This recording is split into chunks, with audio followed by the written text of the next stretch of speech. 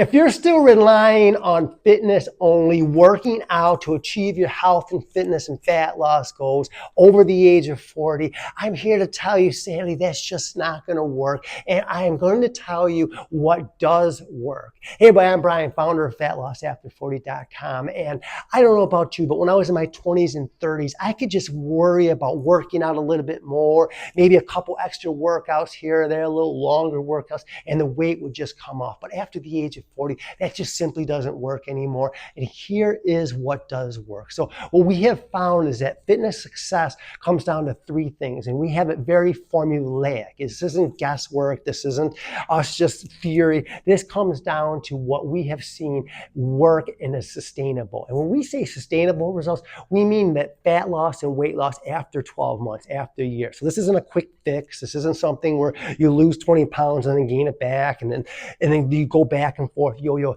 This is sustainable weight loss. And it comes down to three things. So the first, 40% fitness, 30% nutrition, and 30% accountability. So let's talk about those. So the first one is 40% fitness.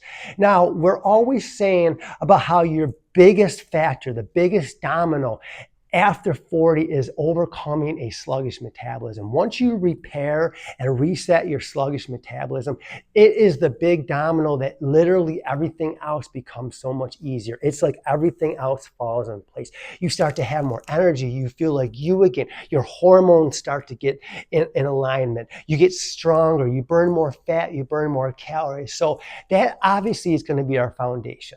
And that is 40% of your fitness success. So when we say this, we want you to focus on strength training. Cardio does not do that. If you're doing cardio, if you're relying on cardio to reach your fat loss goals, that's not going to do it. And here's why. As cardio, you burn calories while in motion, which is good. But after that workout, your metabolism slows right down to pre-exercise levels. Not good. Whereas strength training has the afterburn effect, meaning I can do a workout today and up to 3 days after today, I'm still burning calories. That's the holy grail of fitness. I mean, to be able to do a workout today and tomorrow, even while I sleep, I'm burning more calories. Again, that's what you want to focus on, progressive strength training. That's 40% of your fitness success right there. Second is 30% nutrition. Now, this is important, and I think intuitively we all know this. You can't out-exercise a bad diet. We've all heard that. But what we can do is we can optimize and enhance our fat loss success by focusing on protein. So what does that look like? What I'm not saying, let's start there, is to eliminate carbs. I'm not saying go keto. I'm not saying go Atkins. I'm not saying any of that nonsense. What I am saying is make sure you're focusing on protein first, that you're getting at least 100 grams of protein a day. So if you're eating 4 to 5 small meals throughout the day, that's only 20 to 25 grams per meal. It's not that challenging, but the benefit of it is it really boosts your metabolism. You'll have more energy. You'll feel full. You won't be hangry, and you have more focus and concentration. And again, it balances the hormones by balancing your insulin level. So again, that's 30% of your fitness success right there. Last 30% is accountability. And this one, I'll be honest, took me a while to kind of, I knew there was a missing piece there, and it really took me a little bit of time to kind of see it in action. And it makes sense now because let's face it, you can have the best workout, you can have the best meal plan, but if you don't do it, it doesn't really matter. If you don't execute, none of it means anything. So accountability really is the magic and the glue that keeps everything together.